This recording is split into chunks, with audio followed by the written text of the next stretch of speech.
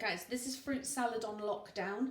All I've got in my fridge is a satsuma and an apple. I don't have any juice, but I'm going to show you how to prepare these two fruits and talk to you about some of the other fruits that you could use in a fruit salad. So the first fruit that I'm going to show you is the apple. I'm just going to take it over to the sink, rinse it over in some cold water because we're going to eat the skin. So any fruit where you eat the skin, you need to wash the outside. Now an apple is a really similar fruit to prepare as a pear, so you need to prepare them in a similar way. You've got a core that runs from the top right the way through to the bottom, and we need to remove that. The core in an apple is quite unpleasant to eat, it's quite tough. In a pear it's a little bit softer, but you'll still have some seeds. So the idea is, using a bridge hold, you're going to cut the apple in half right the way through the middle of the core. Then place the two sides on the board and cut through the core again, so the core is always on the edge of the quarters. Now I'm going to cut each of these quarters in half again through the middle of the core. Then we can put the flat sides down onto the board and simply cut the corner off. So using a claw hold, we're just going to cut the corners off of each of those 8 pieces of apple. Now you can cut your apple into slices if you wish. I like to cut mine into little cubes personally. Because this is quite a small apple, I could cut each segment there in half. If your apple's a bit bigger though, you'd probably cut it into 3.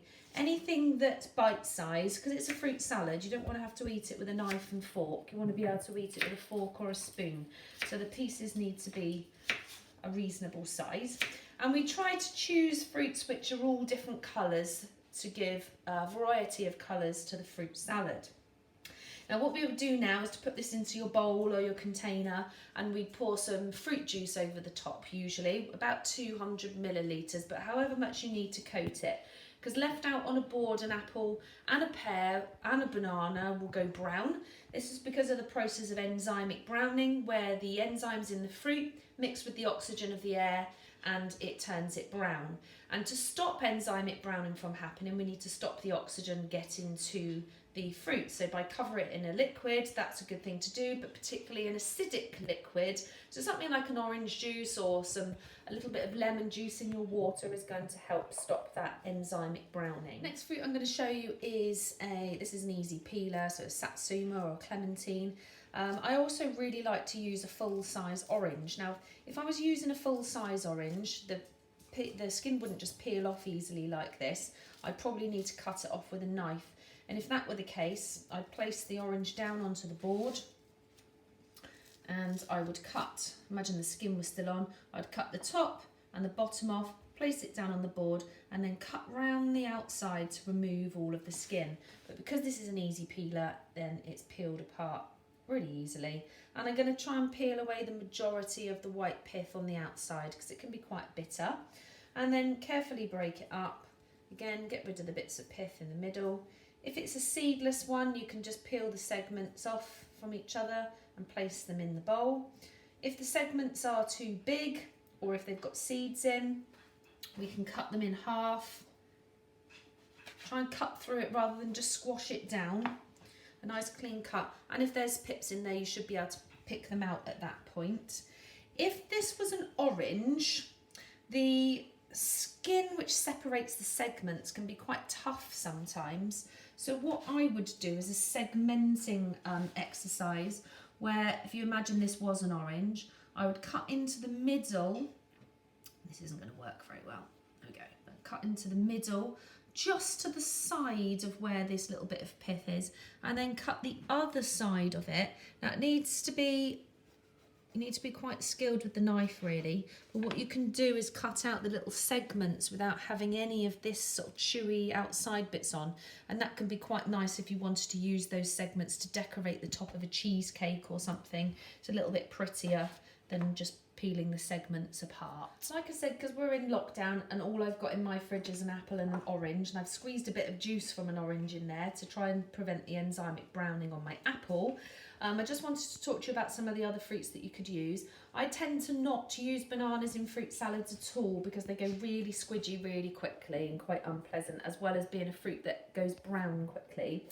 But there are other types of fruits like apricots, peaches, plums that have all got a stone in the middle. Now I've got a tin of apricots. So this is apricot halves, and you can see that there's a little hole in the middle of it, and that's where a stone would have been.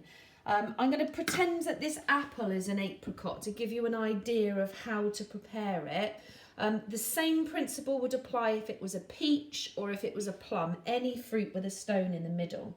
So pretending that this is my apricot, I'm going to put the knife in and I'm going to put it up until it meets that stone which is going to be in the middle. And then I'm going to roll it around, going up to the stone all the way round until my knife comes back to where I started. So I've cut right the way up to the stone which is in the middle, and then what you can do is to twist it, and when you open it out you'll have the stone sat on one side of the fruit, which hopefully you can just pick off.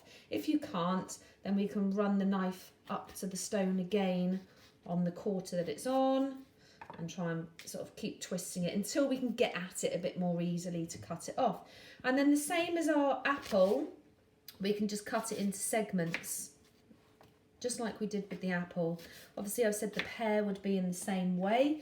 If you're preparing anything a bit more exotic like a pineapple, the skin at the top needs to come off, the skin comes out, there's a core running through the middle so you can cut the sides off it and then dice it up.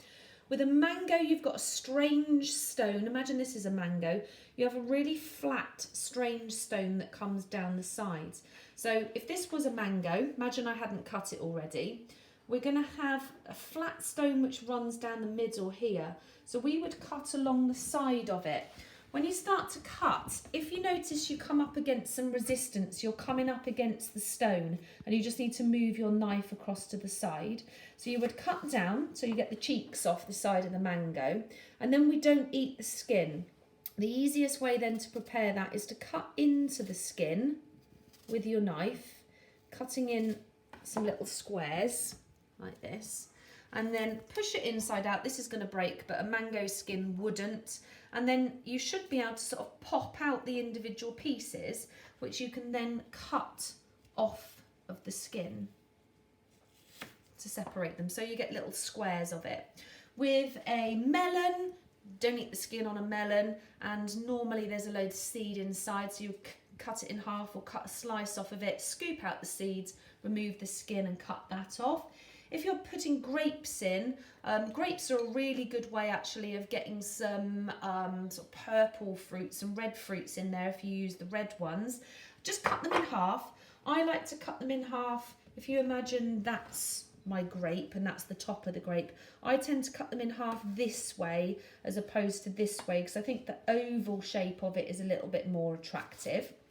If you were cutting a kiwi fruit, you would need to cut the top and the bottom off in the same way as you would have done with the orange, and then you're just going to cut around the outside of the kiwi to remove all of that fluff. So you're removing the brown fluffy layer, and then you're left with the green flesh with all of the lovely seeds on the inside. And I would then just cut it, try and keep it in slices if you can. Looks the most attractive way to cut the kiwi. You get all of the black specks, which adds a new colour to your fruit salad as well. And if anyone's got any other fruits that they don't know how to prepare that they're planning to use, pop me an email, nicola.finch@chipandstrawberryschool.com, and I'll answer any questions that you've got.